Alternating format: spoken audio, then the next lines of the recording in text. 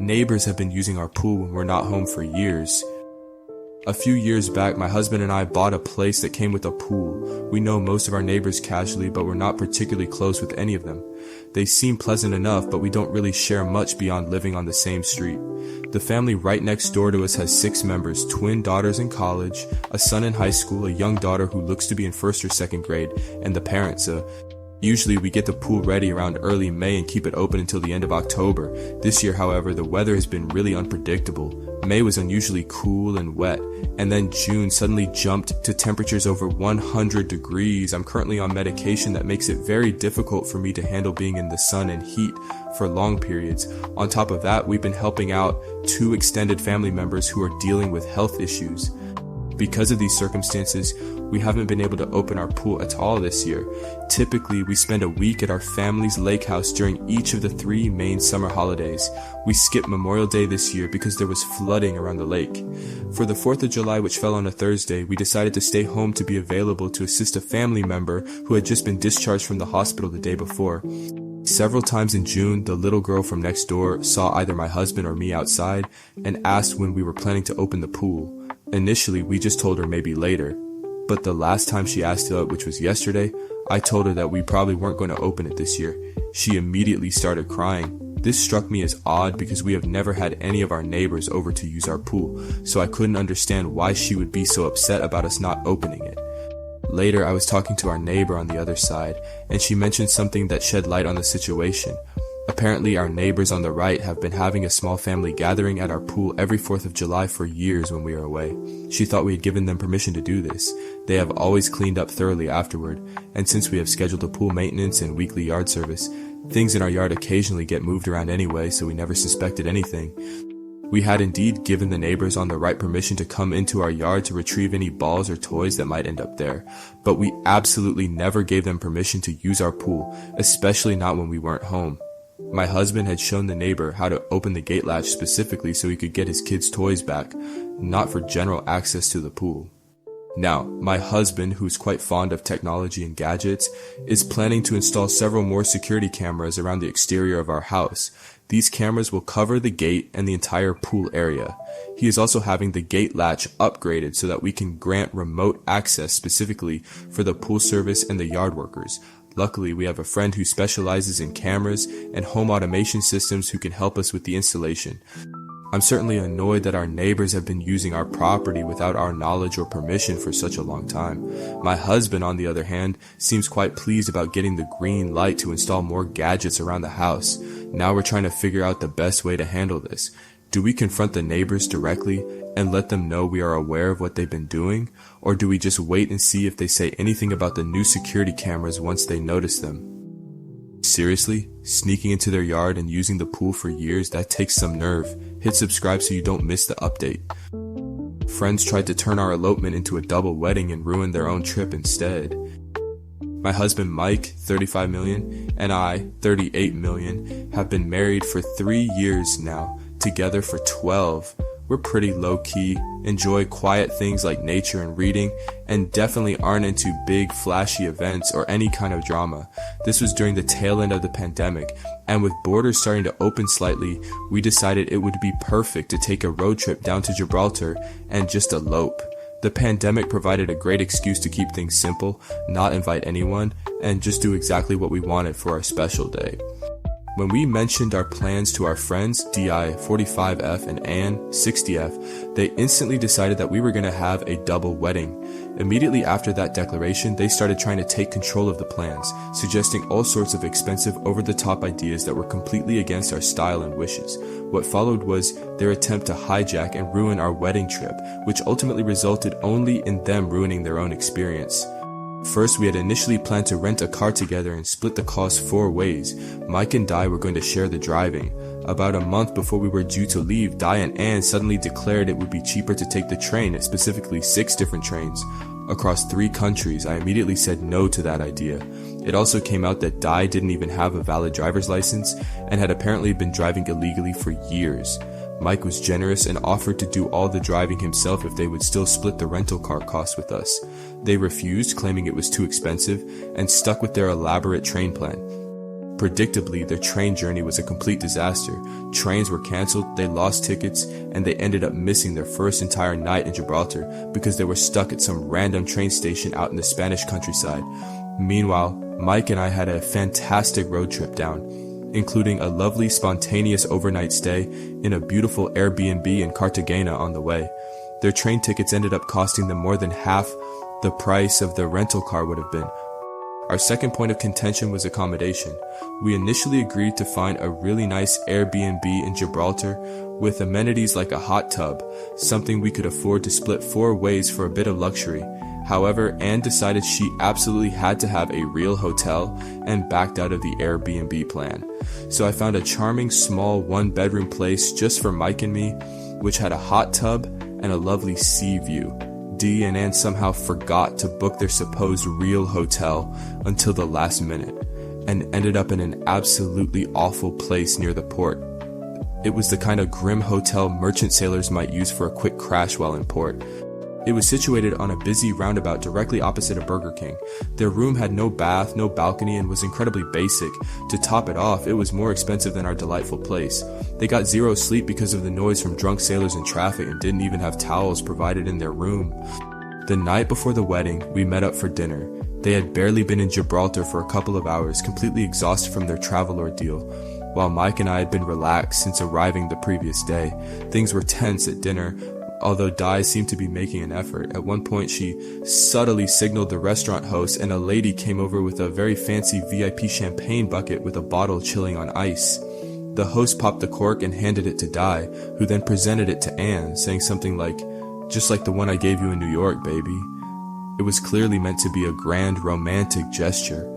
Anne flat out refused to take the cork, and Mike and I just smiled nervously to try and ease the awkwardness. The host poured 2 glasses of the champagne for Di and Anne. Anne took a sip and immediately loudly spat it back into the glass, announcing, "It's corked." Cheer. Mike and I both tried the champagne and told her it tasted perfectly fine and delicious. Neither of us are big drinkers, but we know what good champagne tastes like. Anne absolutely insisted it was corked and loudly declared they wouldn't be paying for it. The host was visibly angry. My embarrassment grew when she informed us it was a 750-pound bottle. The host threatened to call the police, which led to Di sheepishly paying the exorbitant amount, and continued to sulk for the rest of the evening. Our whole dinner was spoiled by her behavior.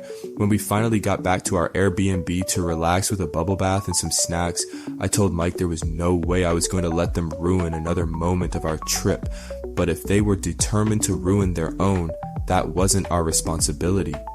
The actual wedding ceremony went off without too many hitches, although they were clearly still feeling the effects of the previous night's drama and drinking.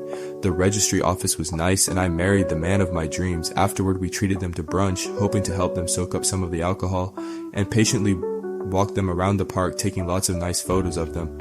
Dee, however, managed to get her finger over the lens in every single picture she took of us. When we finished, they suggested we all go to the pub and get completely drunk, which was the last thing we wanted. Then we dropped them off at the pub and went our separate ways. So I was direct and simply told them, I want to be alone with my husband now. They couldn't really argue with that. Then came the wedding dinner situation. Mike, Di, and I were all fine with a fairly casual restaurant, but Anne was adamant about going to a fancy, fine dining fish restaurant that bizarrely didn't even serve dessert. I absolutely refused because I don't eat fish at all. With Anne being so insistent on the fish place, we decided it was best not to try and have dinner together. Anne also tried to pressure us into chipping in £200 for a custom wedding cake to be delivered to her chosen restaurant, which we flatly refused to do. Mike and I went to the best steakhouse in Gibraltar instead. I ordered a massive 1.2 kilo steak and had an incredible cheesecake for dessert. We had an absolutely wonderful time, and the restaurant staff were incredibly attentive and spoiled us. Around 8 p.m., we got a message from them asking, "Whoa, where are you?" We chose to ignore it. As it turned out, Anne had completely forgotten to make reservations, and the fish restaurant was fully booked. But they couldn't just leave and find somewhere else because they were waiting for their custom cake to be delivered. They ended up having to take the cake back to their miserable hotel room and reportedly ate it using their credit cards because they didn't even have cutlery or plates provided. They apparently got completely drunk that night on cheap supermarket vodka. Mike and I had the perfect peaceful evening. We took a taxi back to our Airbnb, enjoyed some quiet time on our balcony, watched the stars, and just spent hours kissing and enjoying being newlyweds. The next day, Mike and I set out for a full day of hiking in the UNESCO World Heritage Site National Park. It truly was the best day. Mike had a hilarious encounter where he was robbed and bitten by a monkey, a truly unforgettable moment. We ate a delicious full English breakfast at the Sky Restaurant and explored the stunning St. Michael's Cave. We made incredible memories. Meanwhile, Di and Anne apparently had a big fight, decided it was all Gibraltar's fault, and impulsively decided to leave. They booked a place at a beach resort somewhere up the coast in Spain and headed off on foot towards the train station. Of course, the trains were still messed up. They got stranded somewhere in Spain with all their luggage, and it took them a grueling 14 hours to finally reach the resort. They arrived at 11 p.m., only to be checking out the very next morning. Mike and I stayed for a few more nights, fully enjoying our honeymoon. We then took a leisurely road trip back home. We even stayed at that same lovely little place in Cartagena on the way back, and the host there threw us a little surprise party. It was absolutely magical. Dee and Anne, on the other hand, got stranded yet again on their journey home, lost half of their luggage somewhere along the way, and both ended up catching COVID. X believes I should keep paying for her life and her new boyfriend's after she cheated.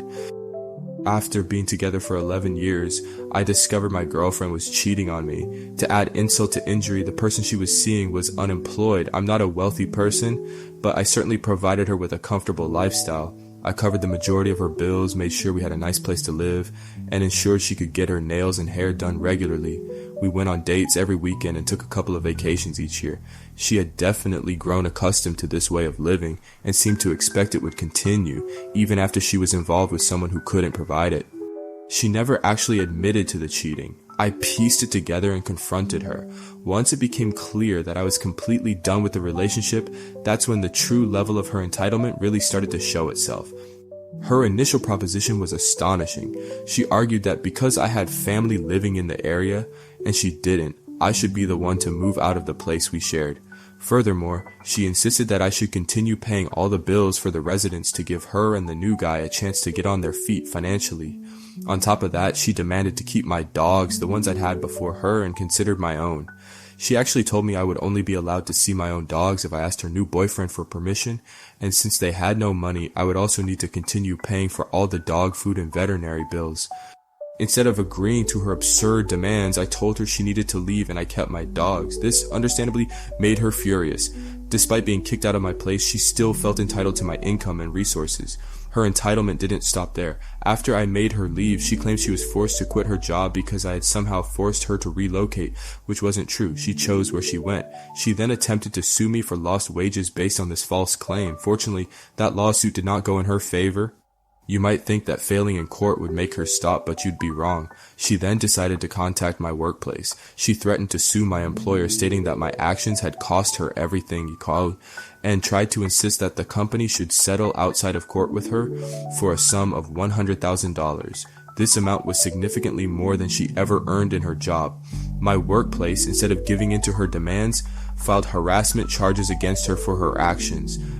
Even after facing legal action from my employer, she didn't back down. She started messaging every single family member of mine that she could find on social media or elsewhere. She told them I had deliberately ruined her life out of spite simply because she had moved on with someone else. She then had the audacity to ask them to send her money, claiming that the least they could do was help her find a new place to live and cover her rent. When contacting my family didn't yield the results she wanted, she turned to online platforms. She began begging strangers for money via her Cash App, falsely claiming that she was a victim of domestic violence and needed funds for housing. It's truly baffling to me how she could possibly believe that any financial support I provided would continue after she cheated on me. We weren't married, we don't have any children together, and while I supported her for many years, I absolutely owe her nothing now. The idea that I should financially support her and her new unemployed boyfriend while they try to build a life together seems to be a concept that she is completely unable to grasp, and it frankly shocks me. Entitled sister-in-law stole our chosen baby name, then demanded money when it backfired on her.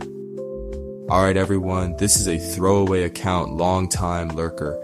Cutting right to the chase, my wife and I spent 4 incredibly difficult years trying to get pregnant before we reached our mid-30s. We're both currently 33 and are now incredibly blessed to have a wonderful infant son. My wife has a younger half-sister she's been keeping at arm's length for quite some time. This woman is the epitome of entitled and toxic, and she's her mother's obvious golden child. We haven't allowed either her or my mother-in-law into our house since they both made a blatant attempt to steal my wife's jewelry box a couple of years back. That box held a significant amount of valuable jewelry inherited from my wife's grandmother. As per my strong suggestion, that jewelry is now safely stored in a safety deposit box. My wife and I were on the verge of giving up on our dream of having a baby when it miraculously happened. We were overjoyed. Once we found out we were having a boy, we started the exciting process of looking for names.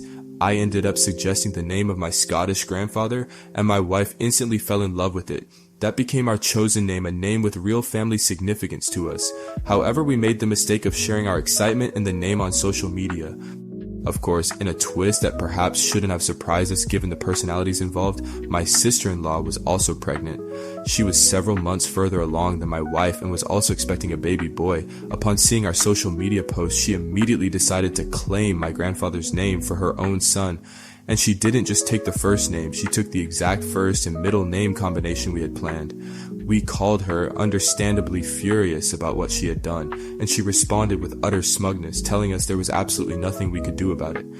In a legal sense, she was somewhat correct. There's no law against stealing someone's planned baby name. We quickly realized that creating drama was exactly what my sister-in-law wanted. She likely thought that by taking the name first, she would somehow prevent us from using it. I actually found myself laughing at the sheer audacity of it, and told her clearly that while what she did was a dirty and underhanded move, we would absolutely be keeping our chosen name for our son. I told her she would just have to deal with that fact, regardless of whether she went through with copying us or not. Following this conversation, my sister-in-law's baby daddy called me. He launched into a tirade, calling me an unreasonable jerk for still wanting to use the name after his girlfriend had claimed it. I calmly explained that she had claimed nothing, and since we couldn't legally own the name, neither could they. Before abruptly ending the call, he threatened me, saying I'd be sorry if we didn't change the name. Several months later, my sister-in-law gave birth to a healthy baby boy, and true to her word, named him using my grandfather's name. We did not attend the birth, partly due to general pandemic concerns at the time, but mostly because we simply had no desire to be there. My sister-in-law called us afterward, expecting congratulations. We were blunt and told her we simply didn't care. We reiterated firmly that if she was still under the mistaken impression that we would be changing our baby's name, she was in for a massive disappointment because it was not going to happen. She demanded to speak to my wife, but the phone was already on speaker and my wife spoke up, confirming that she fully agreed with me and there was zero chance of us changing the name. My sister-in-law hung up on us, but soon started sending us emails filled with lengthy lists of alternative names, even suggesting ones that were similar to our chosen name. I responded to one email stating simply that the name was derived from my grandfather, which was the reason we were not changing it. That seemed to silence her for a while, and we didn't hear from her again until after our own son was born. 2 months later, we were blessed with the arrival of our son. He was perfect in every way, and we named him exactly as we had intended all along. Predictably, my sister-in-law called us just a few days after his birth, screaming down the phone that we had copied her son's name. I calmly pointed out that she was the actual copycat, given that she had absolutely no familial ties to the name, whereas we did. I added that anyone looking at our respective family trees could easily see the truth of that. Then, my wife took her turn. She told her sister that after the attempted theft of her grandmother's jewelry, she no longer considered her a sister and would not be having any kind of relationship with the nephew who shared a name she had stolen out of spite. For months following that conversation, we were inundated with messages and emails from various members of my wife's side of the family. About half of them were on our side after hearing the full story and understanding the history, while the other half were not supportive of us. And true to his earlier threat, my sister-in-law's baby daddy actually showed up at my front door, presumably to make me sorry. I'm still not entirely sure what his plan was upon arriving, however, I significantly outweighed and outsized him. I'm 6 feet 1 inch and maintain a solid physique through regular exercise and gym visits, while he was quite thin, about 5 feet 6 inches, with a noticeable baby face poorly concealed by a slim beard. I calmly but firmly informed him that my house was equipped with security cameras and instructed him to get off my property immediately and never return. He just yelled a few obscenities at me before driving off in his beat-up old car. After that incident, my sister-in-law and mother-in-law called us from a different number, both screaming at me for supposedly making the baby daddy feel emasculated. I reiterated that I hadn't threatened the man. I simply told him to leave and not come back. I added that if he didn't want to feel emasculated, perhaps he shouldn't have come knocking on my door in the first place. They then attempted to resurrect the baby name issue, demanding that we change our son's name because he was so young and there was still plenty of time to do it. We absolutely held our ground, telling them they were completely delusional to still think they were in the right after copying our chosen name purely to try and spite us. I explicitly told my sister-in-law that she didn't even name her son out of love, but purely out of spite, just to try and get one over on my wife for no good reason. My wife then used the opportunity to confront both of them about the consistently poor way she was treated growing up, their long history of entitlement, and how relieved she was to have finally put their negativity behind her. She made it unequivocally clear that she wanted nothing from them, and they would receive nothing from us. This resulted in my sister-in-law dissolving into hysterical sobbing, and my mother-in-law calling me a royal bastard before abruptly ending the phone call. We maintained absolute no contact for a while after that dramatic call. Sometime later, my sister-in-law called us again. This time her tone was one of bitter defeat as she admitted that we had, in her words, a few won. She explained that she and her baby daddy had gotten into a huge fight and he had left her. Apparently he was extremely upset that she hadn't allowed him to give their son a middle name from his own family, and was completely fed up with the constant drama and the clearly spiteful motivation behind their son's first name. He reportedly told her he wanted his son named after someone he was actually related to, not a stranger from her side of the family. My sister-in-law finally caved, and they had the boy's birth certificate reissued with a completely new name. She claimed this entire process cost her around $500. Following her admission of defeat and the consequences she faced, my sister-in-law had the absolute audacity to demand that we at least compensate her for the cost of changing the name on the birth certificate.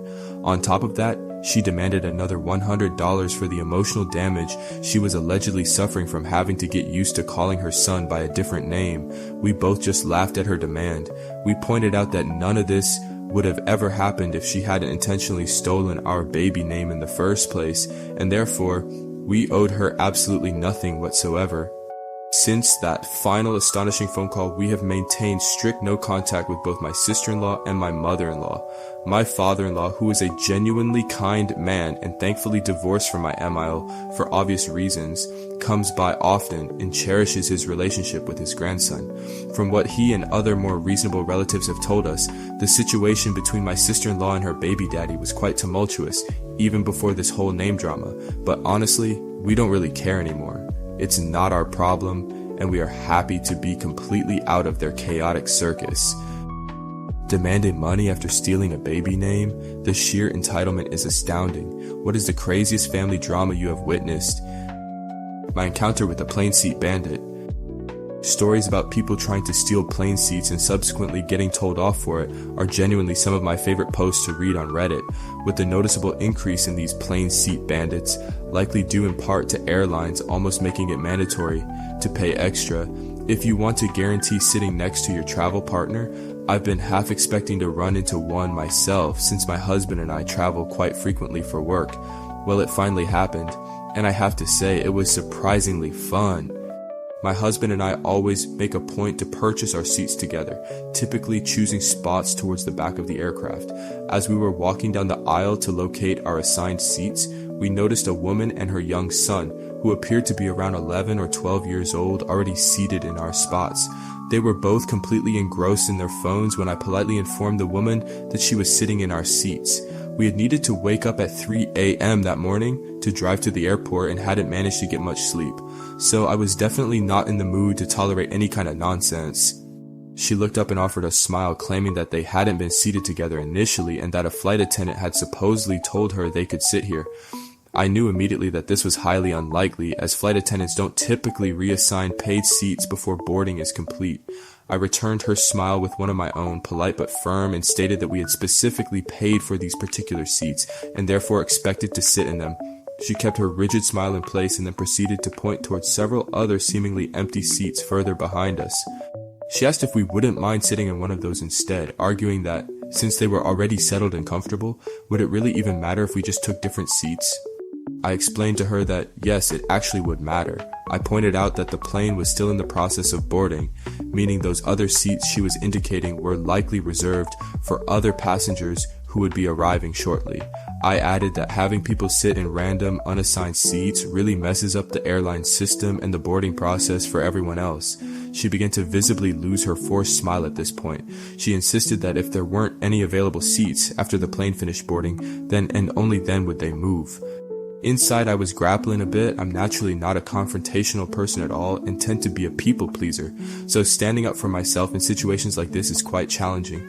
However, I felt a strong determination and a sense of pride for pushing past my usual discomfort. While I was handling the direct interaction with the woman, my husband was navigating past other boarding passengers to find a flight attendant for assistance. I sighed, managing a small, tired half smile, and said, "Look, I'm really sorry, but I just want to sit down in the seat I paid for and not have to stand here blocking the aisle while we wait to see if maybe there are other empty seats later."